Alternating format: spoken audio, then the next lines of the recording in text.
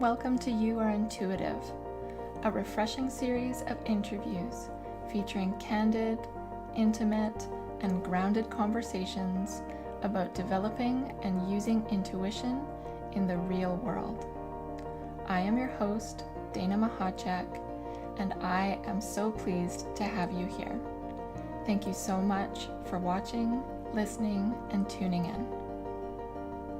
My guest today has been featured in Shape Magazine, Nylon, New York Magazine, Well and Good, The Numinous, and in Refinery 29 as one of 6 women who are redefining wellness in New York City. Erin Telford is a certified breathwork teacher, acupuncturist, Reiki master, and herbalist. Her mission is to guide people to look within, open their hearts, and heal their relationships with themselves. She holds safe, sacred space for change through therapeutic conversation and lifestyle counseling. Erin is fiercely committed to doing her own personal work because she knows that she can only take her clients as deep and as far as she is willing to go herself. Her one-on-one sessions and workshops empower her clients to connect to their intuition so that they can find the answers they are looking for within. It was an absolute honor to speak with Erin, and I trust that you will enjoy this conversation and receive exactly what you need from it. Thank you again for being here.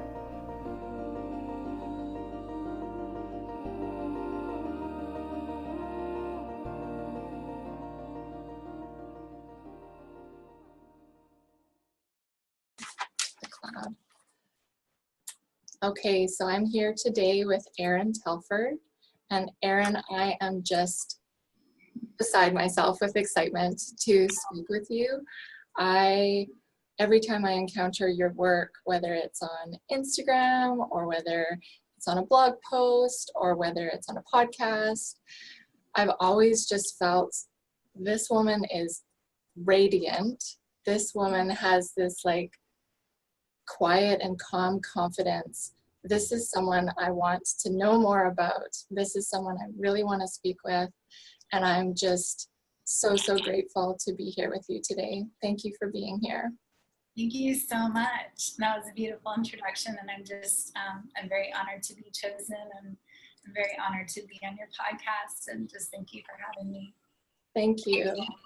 So I guess to start off, because this series is called You Are Intuitive, and I guess a good place to open the door here is to just ask, do you consider yourself intuitive, or do you call yourself intuitive? The answer is yes. I definitely consider myself intuitive. I don't put intuitive in my job description or as a title, but I do consider my intuition to be one of the biggest tools that I have to use in my healing work and just in my own life. So yes. Yes. And have you always considered yourself intuitive, or have you always felt that you were intuitive, or was that something that you ever felt wasn't a thing for you or wasn't possible for you?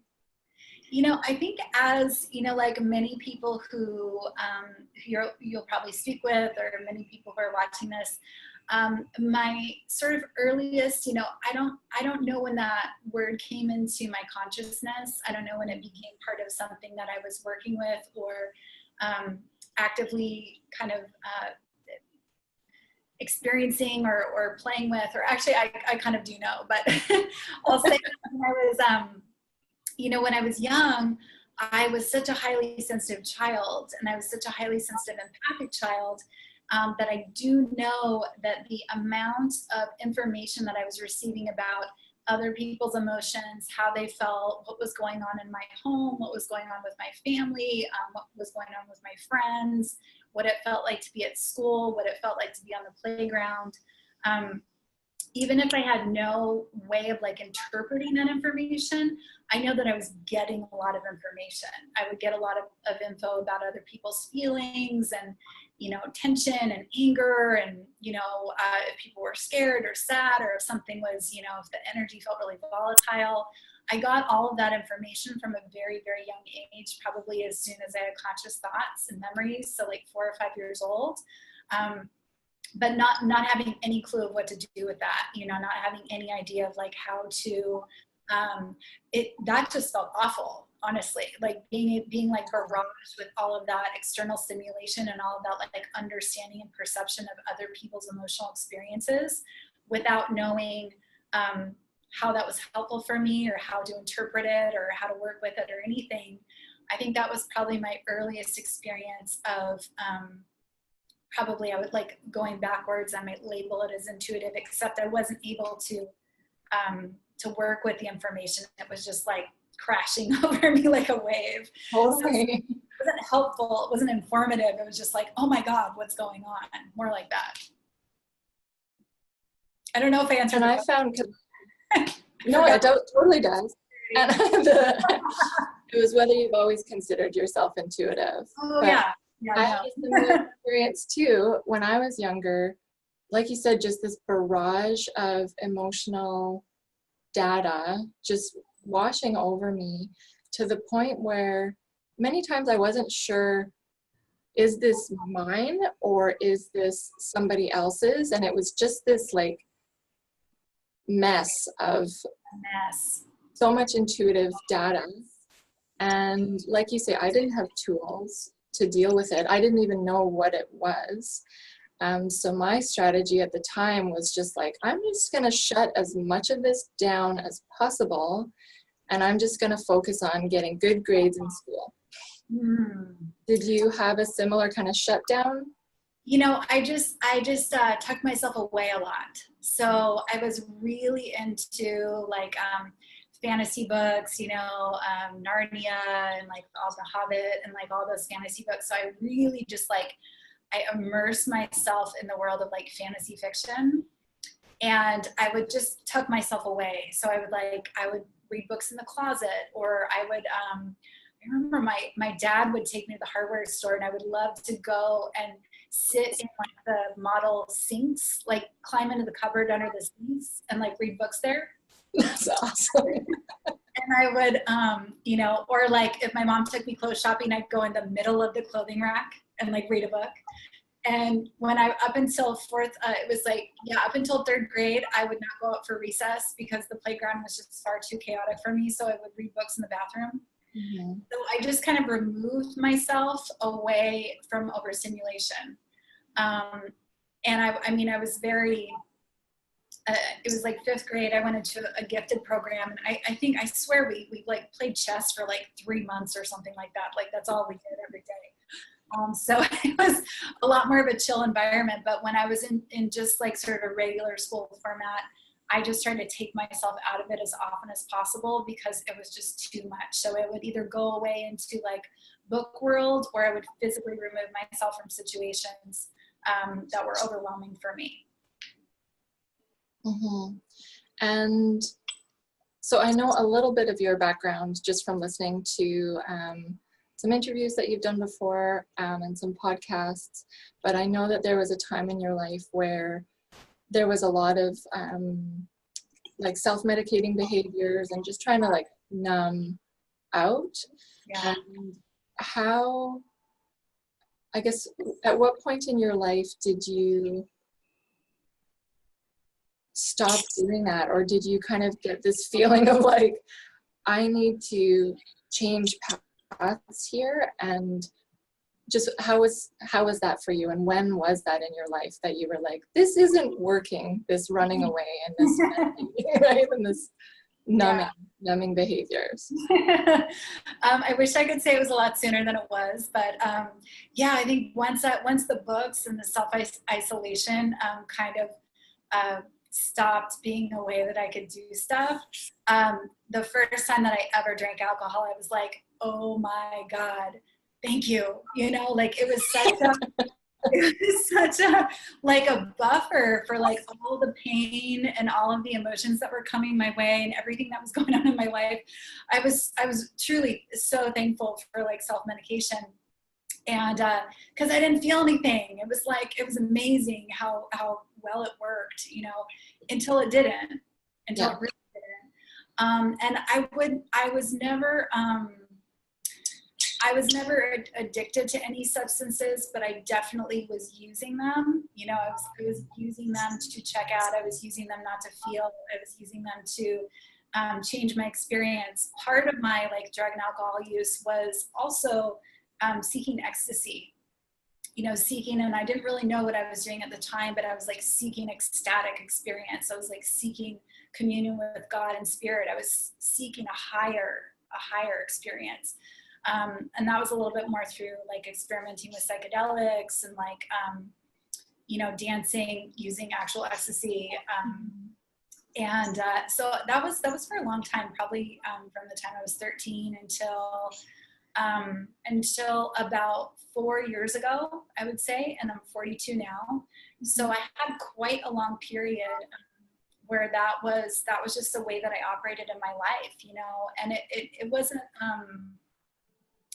I think that many years of like drinking and using different substances might sound kind of like lurid and like unsavory, but it was, you know, I wasn't like on the edge of homelessness or you know, falling apart at the seams or anything. It was just sort of how I approach my life. And I was the big party girl for a long time until I got into healing work. And when I got into healing work, I was bartending. You know, I was in acupuncture school and I was also a bartender.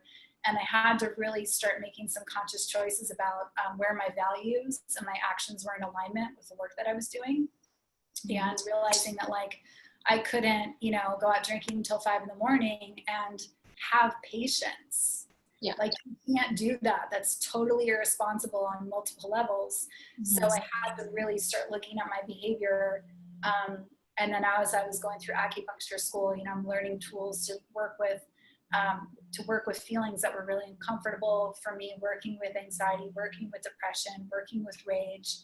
And then when I discovered breath work, that's when I really, I had like a very sobering moment where, you know, there's a lot of people in my community that are going through recovery, you know, from crystal meth, from heroin, from alcohol, from different things.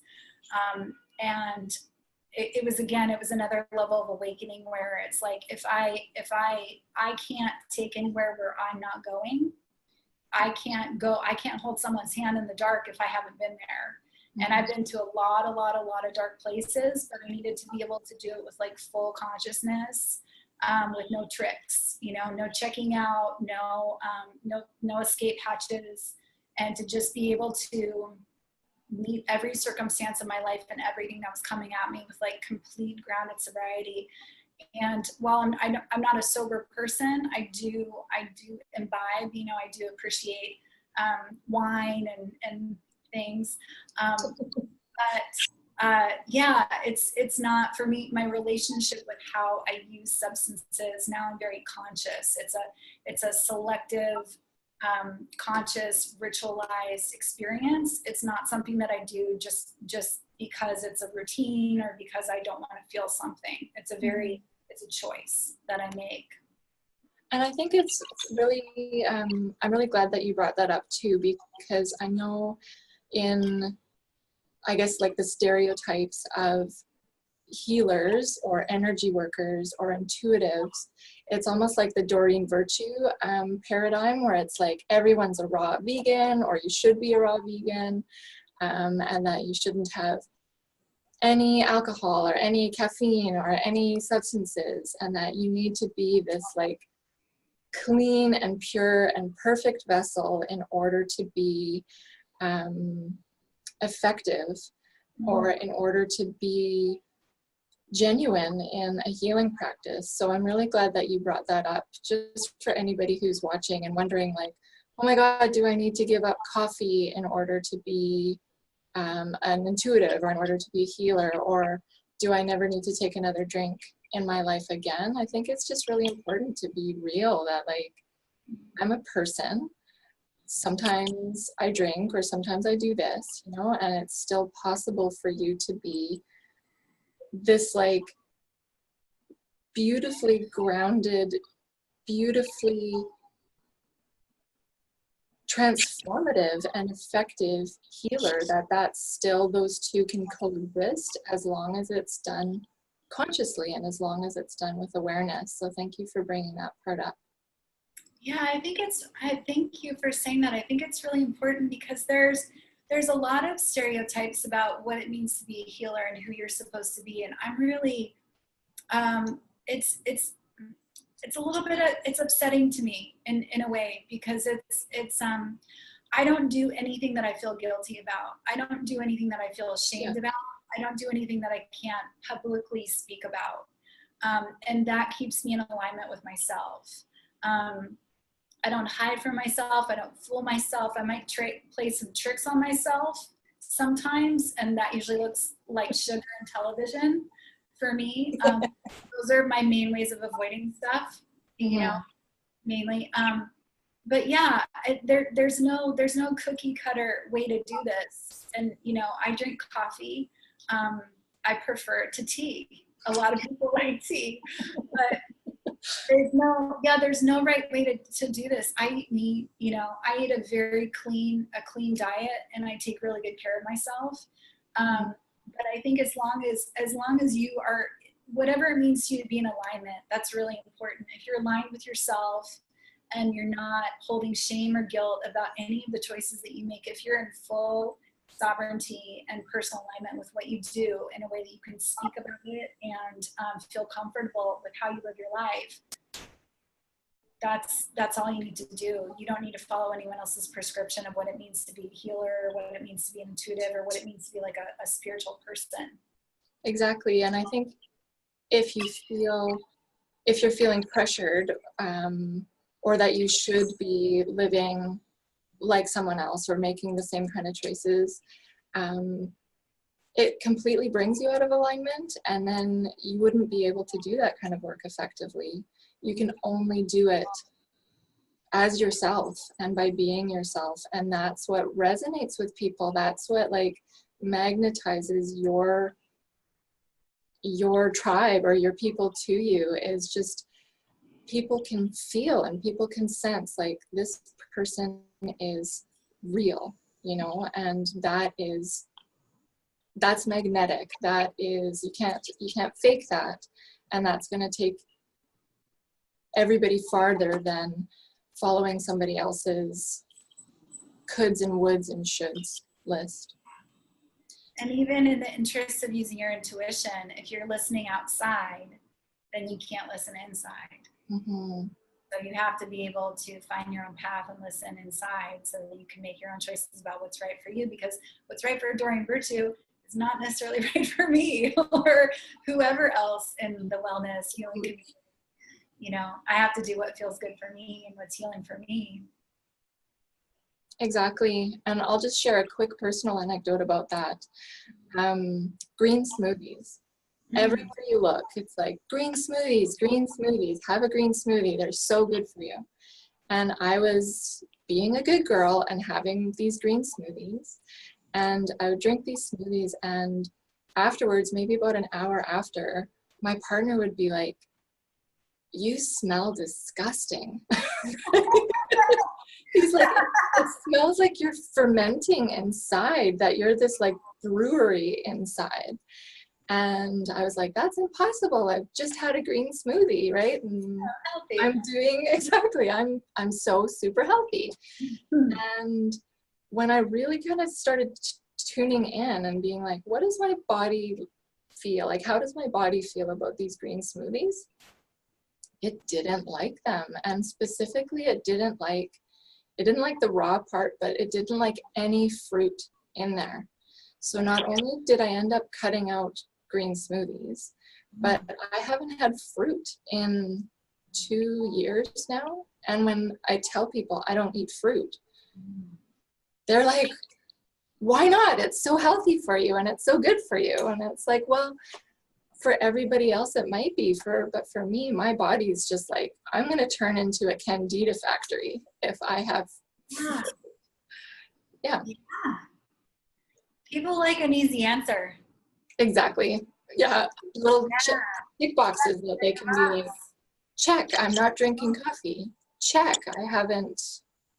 I meditate in the morning. Check, I asked for the name of my spirit guide. Doesn't work like that. No. Yeah. Can we talk a little bit about your breath work? Yeah. Because I just experienced one of your audio recordings. It was for anger intensity, this guided breathwork meditation. And it was so extremely powerful. And even before we got on this call, I was saying to you, I felt afterwards like I could lift a car if I wanted to. There was just so much power in this breathwork process. Can you speak a little bit about what this breathwork is and also how it's enabled you to connect with your intuition and to be kind of strengthen your intuition muscles? Sure. So, I mean, it's like pretty much my favorite thing in the world. And today is actually the anniversary of the first breathwork circle that I ever co-led with a friend of mine. So I was really reflecting on all the changes that it's created in me and all of the growth that I've had in the last, I started doing this work in Memorial Day 2014. And so breathwork is it's a self-healing practice. It's an active meditation technique. My friend JP calls it meditation on steroids, which I think is kind of accurate once you do it. And so it's for many things. For me, primarily it's been the reason I got hooked onto it so hard from the very beginning was that the first time that I ever experienced it, it was the best way I'd ever found to get grief and anger out of my body. And it was so profound and so fast and so efficient and so effective. And on the other side of the screaming and the crying, which was, not everybody's experience, but I definitely encourage that in groups and in one-on-one sessions. But on the other side of all of that, I felt this like absolutely delightful, just encompassing, vibrating experience of having my heart wide open and being in this group of people. I did this on a yoga retreat in Nicaragua, and asking the leader if we could all hold hands, because I really wanted to just touch everybody so badly, and I just wanted to connect. I felt so much intense love and appreciation for everybody who was in that room with me. And as somebody who, spent so many years isolating because they were overwhelmed by everybody else's emotions, to be in a group of people and just want to like connect even deeper and like really feel them was so potent and so beautiful for me, and such a game changer in so many ways. So it is, very simply, the breath pattern is very simple. And it is designed so that you can bypass your thinking brain, go past your intellect, go past all those mental loops and those mechanisms of control, and get into your body, to connect to your heart, to your sacral chakra, connecting to your emotional center, and give your brain something to do so that you can connect inside. And so for all of those years that I heard all the answers are inside you, and I was like, where are they? For me, it was instantaneous, to be able to let my mind go, to let all of that chitter chatter and stuff go, and be able to really understand what was inside me, and understanding that everything was there, everything that I needed was there. And everything that I needed got more and more there, the more that I peeled these layers and the more that I cleared layers of like insecurity and self-consciousness and unworthiness, undeservingness, not feeling safe to receive love, and like moving a lot of the grief and the sadness out of my body, moving a lot of the resentment and the rage and the anger and the frustration out of my body, moving into forgiveness, moving into a more peaceful, contented, calm space. So it is like the most common thing that I hear from people is like when they sit up after a session is that was worth, months or years of therapy. Like the amount of emotional purging that you can do and doing it in a conscious, sacred, constructed, witness way is so much different than just like having a good cry on your couch by yourself. By yourself, yeah. So different. It's so different. It's such a huge clearing. So, I use the breath work to access my creativity. I use the breath work to access my intuition. I use the breath work to get answers. I get business ideas, I get writing prompts. I get workshop ideas. I get so much delivered to me. I get dots connect for me about like things that have gone on in my life. Things make sense. I find forgiveness. I find greater sources of self-love and greater sources of gratitude for people in my life and all of my experiences. So it's like, it's vast. It's vast. The healing is vast. You can use it for addiction. You can use it for sexual abuse. You can use it for trauma. You can use it for grief and loss. You can use it for healing your heart after a breakup. You can use it for creative expression. You can use it, for really anything and everything. And it's about inviting the energy of love, the highest vibration possible, love and joy into your body. It's about connecting with spirit, with something bigger than you. It's really, it's for everything, pretty much. Yeah. Well, one of the things that I really appreciated about the breathwork practice in your audio, because even now sometimes when I think about intuition, it is very like third eye, up here, like divine downloads, like it's very higher chakra. But that practice of breath work and that experience doing that guided audio with you, it was a visceral experience of like my intuition is actually down here, like it's in my sacral chakra, it's in my root chakra. Obviously, yes, it's also in my heart chakra too, but it really was pulling down for me intuition into my body, very, very deeply into my body, and actually using my body as an intuitive tool or as an intuitive technology or as this portal through which to actually touch intuition and to actually like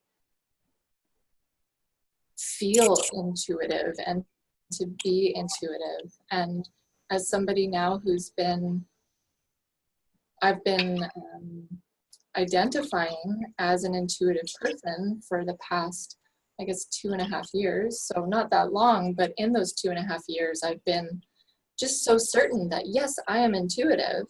And then to do this breathwork practice and be like, oh, I can go like so much deeper and feel that much more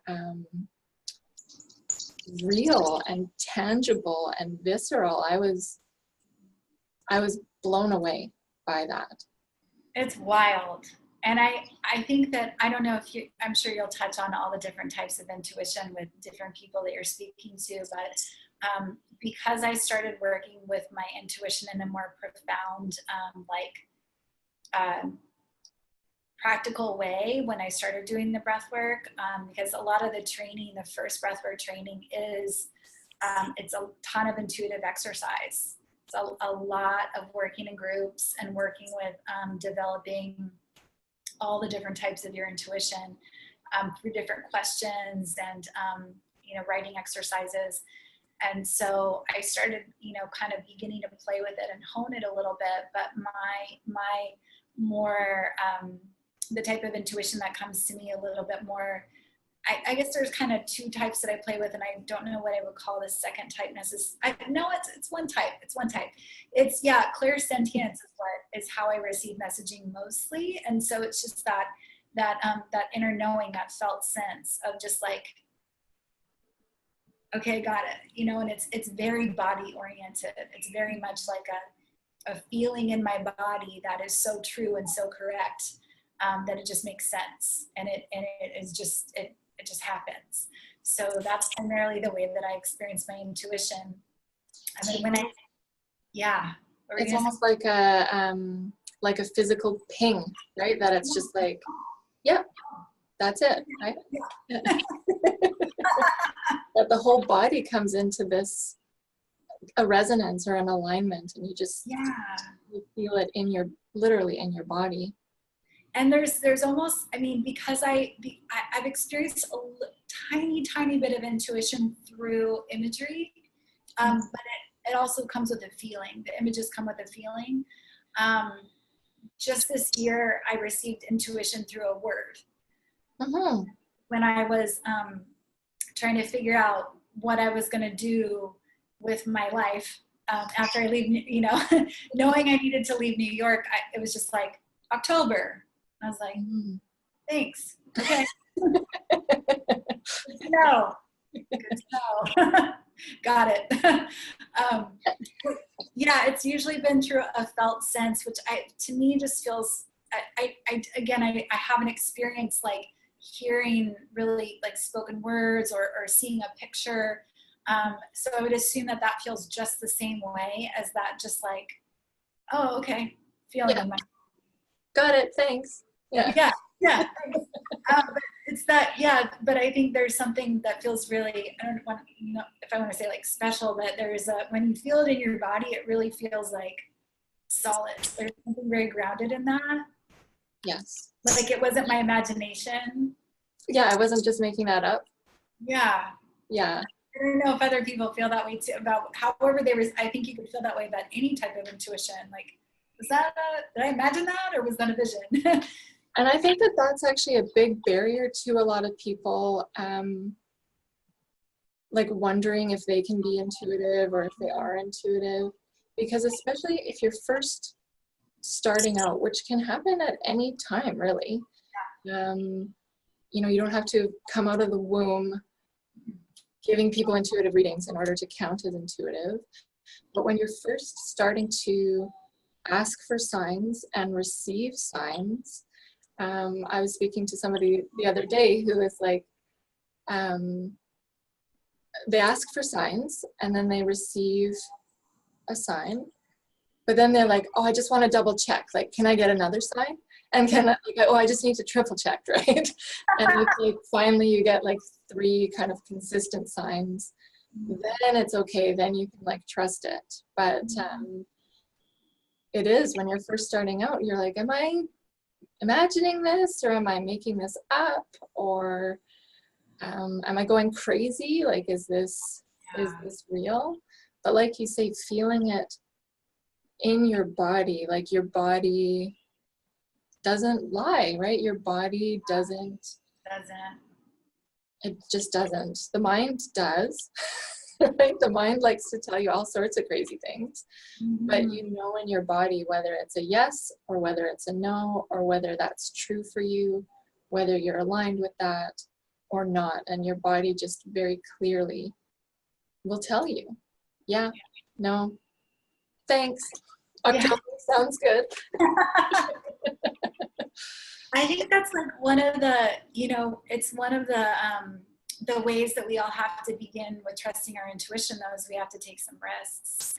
You know, like it's totally okay for someone to ask for 3 different signs until they feel comfortable and confident, but then, you know, gradually you want to just ask for 2, or you know, just ask for 1 and see what happens, and then, you know, begin to, I mean, for me it's all play. It's play, you know. It's when I do these trainings with my students and I'm asking them to work with their intuition, you know, I'm leading them through the same training that I took, and you know, it's a lot more fun when you just take a risk, because then you get to see, and it's, you know, it's not about being right or wrong, it's not about being psychic or not psychic, it's just about feeling in or listening in or visioning in, or however you're receiving information, and just giving it a try, you know.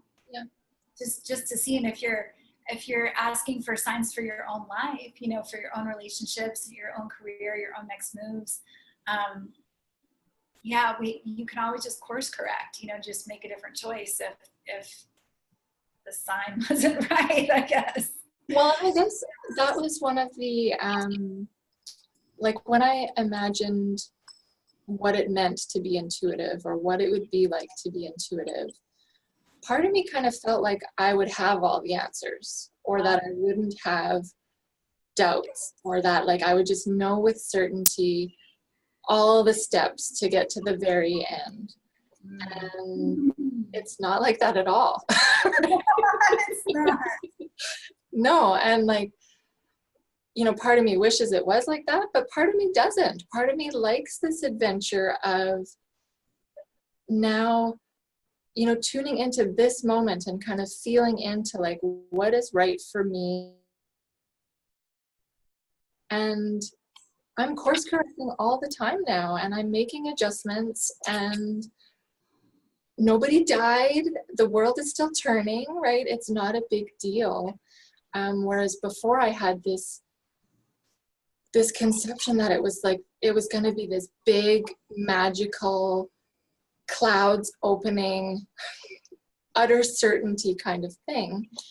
And now that I have been intuitive, and now that I am intuitive, I realize intuition is just, it's so everyday and it's so ordinary, and most of being intuitive isn't this earth-shattering, do or die, super profound experience. It's just like, oh, today I feel like wearing the purple shirt. That feels like a yes to me. Yeah. Yeah. I've had very few like, and then the skies opened up and the angels sang moments, you know, with my intuition. It's just been like a, you know, like we kind of said before, it's like, okay, thanks. Yeah. Good. Okay. Got it. Yeah. Yeah. And one of the exercises that I guess assign to the people I'm working with on intuitive development, I call it evidence of intuition, to actually like keep some kind of a record or just make note and pay attention to times when you felt a certain way and you've acted on it. How did that go for you? Or times where you like, you felt you should do something a certain way, but then logically it didn't make sense, so you did it the other way and maybe it didn't turn out so great. So just to kind of keep a running tab of like, I felt this way, or like I got this sign, or something just seemed right even though I couldn't explain it. And the more you just pay attention to that, and the more you acknowledge that as like, this is actually intuition happening, you know, you can give yourself 1,000 gold stars pretty soon, because you've been intuitive 1,000 times in just like really small, everyday, grounded ways. Yeah, that's a great exercise. All of your students are so lucky to work with you. That's amazing.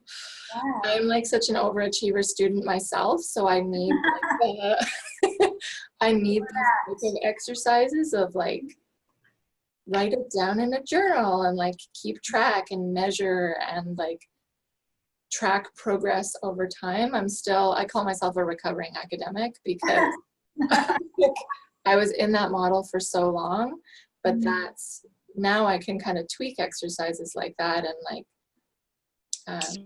apply them to different things like intuition and energy. Yeah, that's beautiful. Yeah, I like that. Good. Yeah.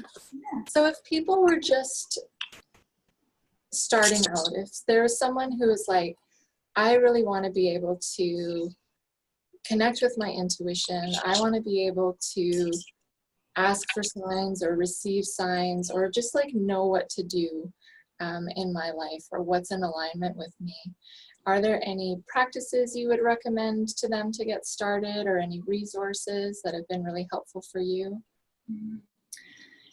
You know, I think being kind of like going back to the beginning of our conversation, and, you know, the idea of being not necessarily like a clear channel, but being a grounded channel.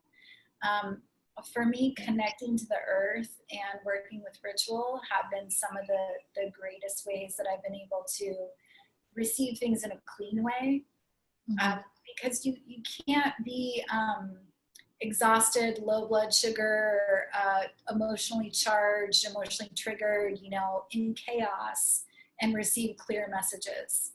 They're going to get a little diluted. They're going to get distorted. They're going to mislabeled or misrepresented. It won't be as clear to you unless you're at least somewhat grounded. You know, you don't want to be, what is that word, hangry. You know, you want to have some sort of way that you ground yourself, so that if something comes in, because they often can be so subtle, because they're not so wham bam, you need to be able to hear it, feel it, see it, whatever it happens to be. You need to be able to be conscious and cognizant. So, you know, if you, I asked for a sign the other day because I'm, you know, getting ready to leave New York, and I'm getting ready to leave my private practice. And I went to the window, and I just like held my hands up to the sky, and I was just like, I surrender everything in service to my heart, to spirit, to, you know, this adventure. And I just need a sign because I'm starting to feel a little bit scared, you know. And this dragonfly flew by so fast, like I almost missed it. It was just like, and, you know, for me, I connect with, you know, insects. Like I'm in New York, you know, there's no fox or like rabbit that's going to run across my path, you know. Caterpillars, grasshoppers, butterflies, you know, little creatures. So yeah, I think having enough sort of consciousness and stillness, nature connection, like to your day and to your life, that you are able to hear, see, and feel whatever's kind of coming in. That for me feels like a really good starting point. And then, you know, with your practice that you're having your students do, that's beautiful. You know, you want to notice when you have a feeling about something, whether it's an inner knowing, whether it's a vision, whether it's some words that feel whispered in your ear, and you just want to start taking some risks. You know, honor your body and your heart as an intelligent resource. Honor your cellular matter, like be able to really be conscious and connect to your energy, and then just, you know, let yourself be moved and follow some signs. Let yourself be moved and follow whatever comes through for you. In order to develop your intuition, you're always going to have to take a risk at some point to follow it, and either have, you know, it turn out right, or ignore it and have it maybe turn out wrong. Sometimes I make a conscious choice to disregard my intuition because I just want to do it anyway. You know, I want to see what happens. Like, if I'm doing that, if I'm making a conscious decision to ignore my intuition, then I'm usually completing some karma. I'm doing something that's like a little bit tricky, just because I want to like immerse myself in an experience that maybe isn't the best choice for me, but I want to do it anyway. So, there's a book that when I did an intuitive class many years ago called You Are Psychic, which I really enjoyed, and it gives you a lot of different practices. But my primary suggestions are just going to be to, you know, find some place of stillness within yourself so that you can hear yourself. Definitely try breath work, because that's a really fast, effective way to connect to your intuition. And just experiment, you know, let yourself play, let it be playful.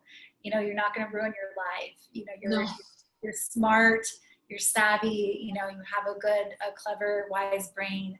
The fact that anyone's even interested in working with their intuition is going to give them a little bit of a leg up. So, you know, make small risks with your intuition that feel good, that feel safe, and just start playing with it. Let it not be a job. Let it not need to look a certain way. Just let it be playful and fun and enjoyable for you to have just this like extra source of information that you have access to, so that you can make some different decisions for your life.